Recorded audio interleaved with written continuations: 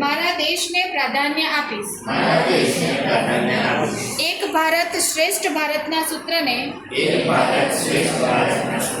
સાકાર કરવા ભારતની એકતા અને અખંડિતતા માટે સદાય પ્રતિબદ્ધ રહીશ। પ્રધાનમંત્રી શ્રી નરેન્દ્ર મોદીએ જોયેલ વિકસિત ભારતના સ્વપ્નને સાકાર કરવા હું મન વચન અને કર્મથી તત્પર રહીશ। હર ઘર સ્વદેશી ઘર ઘર સ્વદેશી ના મંત્ર થકી આત્મનિર્ભર ભારતના નિર્માણમાં હું મારું શ્રેષ્ઠ યોગદાન આપીશ। રાષ્ટ્ર પ્રથમના મંત્રને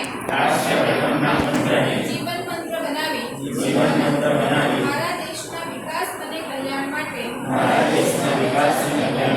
હું તન મન અને ધનથી